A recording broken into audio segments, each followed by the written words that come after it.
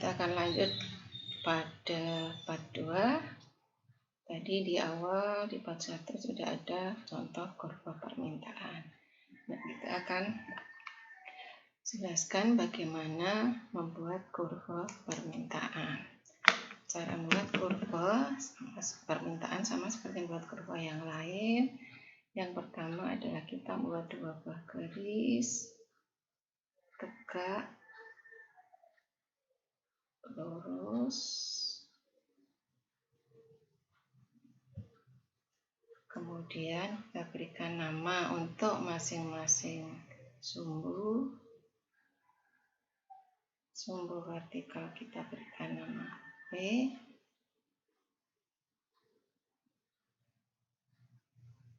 sumbu horizontalnya adalah Q.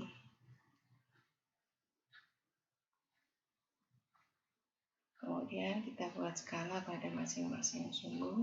Skala pada satu sumbu harus sama besarnya, jaraknya. Kemudian kita lihat pada daftar permintaan tadi, di variabel B tadi angkanya adalah 100 atau 500 sampai 100. Berarti kita buat jaraknya per titik adalah 100, 200, 300, 400, 500, 100, 200,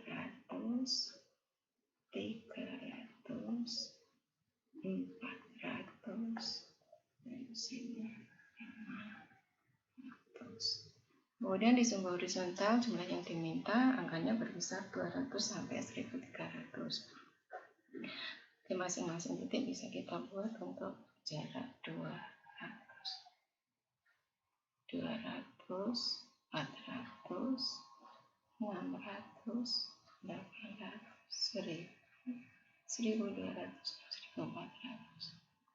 Ini 200, sini 400, 600, kemudian 800, 1000, 1200, dan 1400. Nah, setelah kita membuat angka-angkanya, kita cari pasangan titik tadi pada saat harganya 500 di daftar permintaan, jumlah yang diminta 200. Itu di mana? Berarti titik P-nya di mana? P di sini bukan mewakili variabel, tapi adalah titik. P-nya 500, berarti kita cari di 500 kan di sini. Kemudian Q-nya 200, berarti kita tarik garis ke bawah. Nah, di sini. Ini adalah titik P. Kemudian titik Q tadi pada saat harganya 400, jumlah yang diminta 400, seperti di sini. Ini adalah titik Q. Kemudian titik R 300, 600, 300, Q-nya 600. Ini titik R. Dan titik S-nya adalah 200, 900. 200 di P kita tarik ke kanan. 900 berarti di tengah-tengah antara titik 800 dan 1000. Titik S. Kemudian yang terakhir titik T, 100 P-nya, Q-nya 1300 tengah-tengah antara 1200 dan 1400. Ini adalah titik T. Nah, kita akan hubungkan masing-masing titik ini dengan sebuah garis. Itu akan menghasilkan kurva permintaan. Kita hubungkan.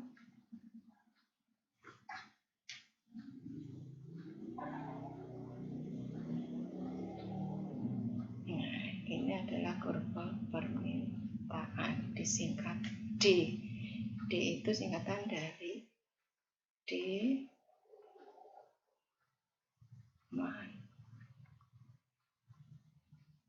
Nah, biasanya untuk kepentingan penyederhanaan analisa, kalau grafik yang kita buat tadi kan garisnya tidak sebuah garis lurus, Untuk kepentingan analisis biasanya dibuat sebuah garis lurus.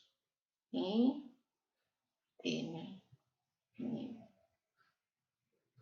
P di sini Q, kemudian kita buat garis lurus.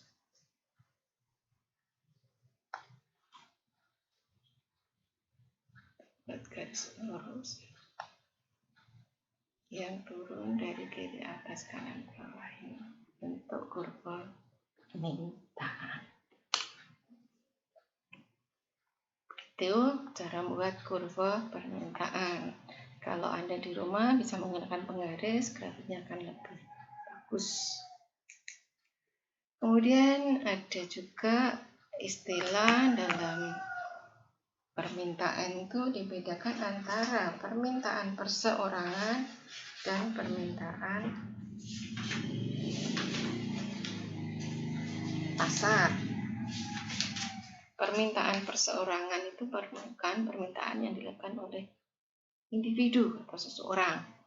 Dan kalau permintaan pasar itu merupakan permintaan yang dilakukan oleh semua orang yang ada dalam pasar. Pasar di sini bukan artian pasar secara fisik seperti misalkan kalau Anda di Palur itu pasar Palur, bukan. Kalau kita bicara berpasar dalam artian ekonomi itu adalah pertemuan antara permintaan dan penawaran suatu barang. Nah, permintaan pasar itu adalah menjumlahkan banyaknya barang yang diminta oleh semua pembeli pada setiap tingkat harga di pasar tersebut. Kita contohkan adalah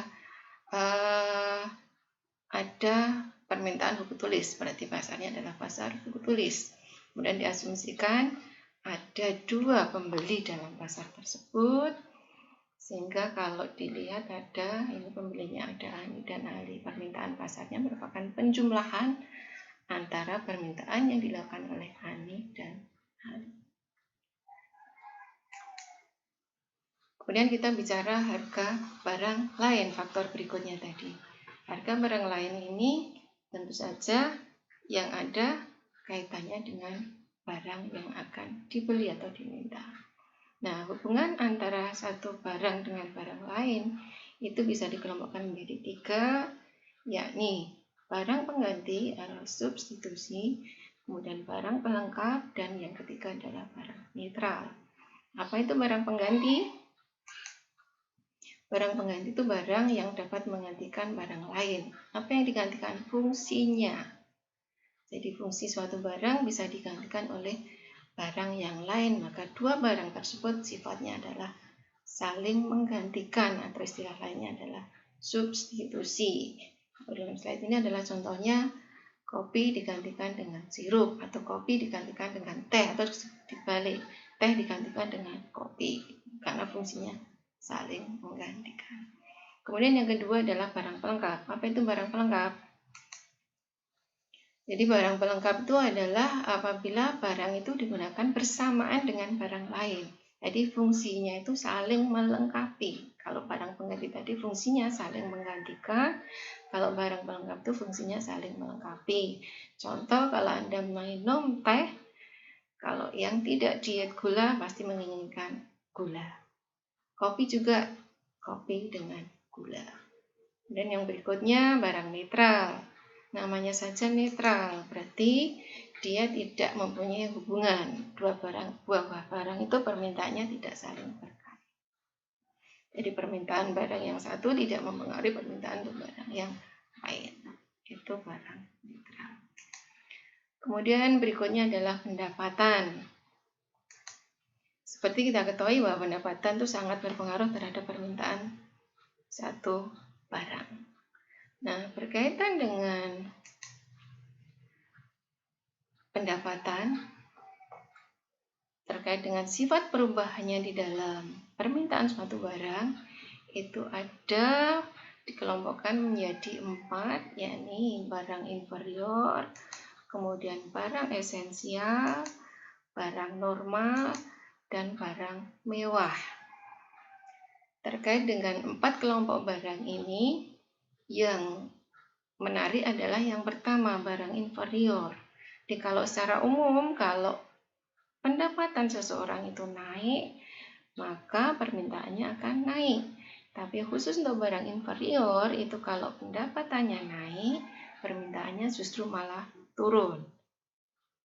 Kok bisa seperti itu? Kita bisa lihat contohnya, barang inferior di sini contohnya adalah kayu. Nah, secara umum barang inferior itu adalah barang dengan kualitas rendah. Jadi kalau pendapatan seseorang meningkat, dia akan mengkonsumsi barang dengan kualitas yang lebih bagus, sehingga barang dengan kualitas rendah tadi akan digantikan dengan barang yang kualitasnya lebih bagus, sehingga permintaan untuk barang dengan kualitas rendah tadi akan berkurang. Jadi kalau misalnya dengan pendapatan tertentu, masyarakat dengan pendapatan yang pas-pasan untuk kebutuhan pokoknya, makanan pokoknya misalnya mengkonsumsi umbi atau jagung, dengan adanya peningkatan pendapatan, dia akan menggantikan konsumsi umbi atau jagung tadi dengan beras, sehingga permintaan untuk umbi atau jagung tadi akan turun. Kemudian yang kedua, barang esensial, itu barang kebutuhan pokok. Barang kebutuhan pokok itu sifatnya relatif stabil, meskipun pendapatannya naik, permintaannya cenderung untuk tidak meningkat. Karena kebutuhan pokok itu ya hanya segitu-gitu saja. Dan barang normal itu selain kebutuhan pokok tadi, jadi yang sifatnya lebih kepada untuk pemenuhan yang sekunder. Dia ada pakaian untuk kemudian juga sepatu, peralatan dan seterusnya.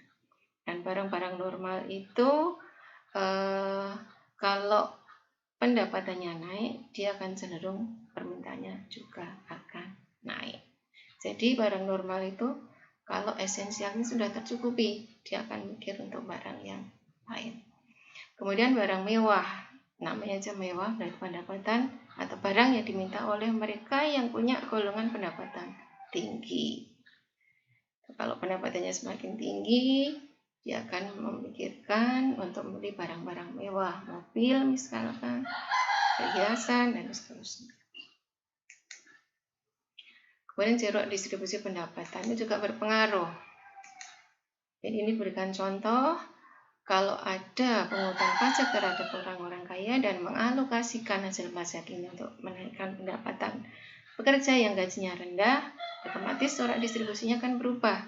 Nah, corak distribusi yang seperti ini akan mempengaruhi permintaan.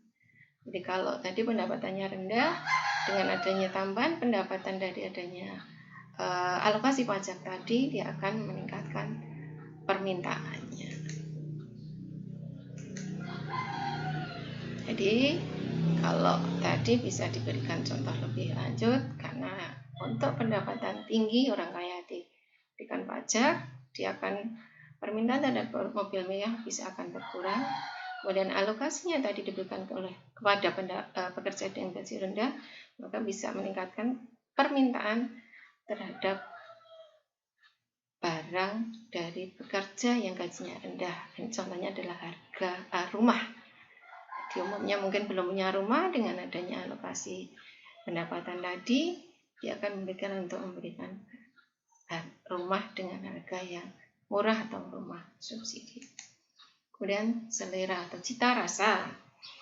Cita rasa jelas berpengaruh terhadap permintaan suatu barang. Kita lihat sekarang, contohnya masyarakat sekarang untuk kendaraan bermotor cenderung untuk memilih yang menggunakan matic, bukan manual. Jadi selera masyarakat sekarang adalah pada motor matic, sehingga permintaan untuk motor matic akan meningkat. Dan jumlah penduduk jelas berpengaruh terhadap permintaan suatu barang. Karena semakin banyak orang yang butuh, semakin banyak orang yang ada, berarti barang yang dibutuhkan juga akan semakin banyak.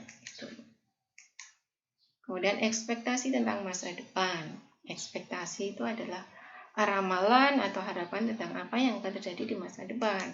Itu sangat berpengaruh terhadap permintaan yang terjadi di masa sekarang. Ini kalau pada saat dulu kenaikan harga BBM biasanya diumumkan terlebih dahulu. Nah, pada saat orang sudah mengira bahwa nanti harga BBM akan naik, maka sekarang itu permintaan untuk BBM sudah akan melonjak. Itu dulu bisa disaksikan di SPBU itu jadi antrian. Itu karena ada informasi bahwa harga BBM akan meningkat. Kemudian yang terakhir itu ada dua istilah yang hampir sama, yakni gerakan sepanjang kurva permintaan dan pergeseran kurva permintaan. Dua hal itu sekilas hampir sama, tapi secara prinsip jauh berbeda. Untuk gerakan sepanjang kurva permintaan, itu dapat terjadi apabila terjadi perubahan di dalam harga barang itu sendiri. Jadi kalau terjadi perubahan di dalam harga barang itu sendiri, yang terjadi terhadap kurva permintaan adalah gerakan sepanjang kurva permintaan. Kemudian kalau pergeseran kurva permintaan itu terjadi apabila yang berubah adalah faktor selain harga barang itu sendiri. Misalkan pendapatan atau selera yang berubah itu akan menyebabkan kurva permintaan bergeser. Bisa bergeser ke kanan, bisa bergeser ke kiri. Kalau terjadi pergeseran ke kanan itu berarti terjadi penambahan di dalam permintaan. Kalau terjadi pergeseran ke kiri itu berarti terjadi pengurangan di dalam permintaan.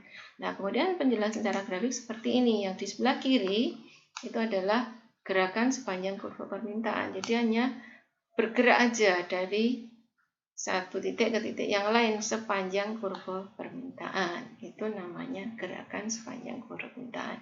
Dan ini terjadi karena perubahan di dalam harga barang itu sendiri. Kemudian kalau pergeseran kurva permintaan itu yang di sebelah kanan. Jadi ini kalau mula-mula di D, kemudian bisa bergeser ke D1, ini berarti bergeser ke kanan. Bisa bergeser ke D2, itu berarti bergeser ke kiri. Apa yang menyebabkan pergeseran itu adalah adanya perubahan faktor selain harga barang itu sendiri. Contohnya tadi ada pendapatan, ada selera, kemudian ada harga barang lain. Demikian yang bisa saya sampaikan untuk teori permintaan. Terima kasih atas perhatian Anda semua. Wassalamualaikum warahmatullahi wabarakatuh. Mas.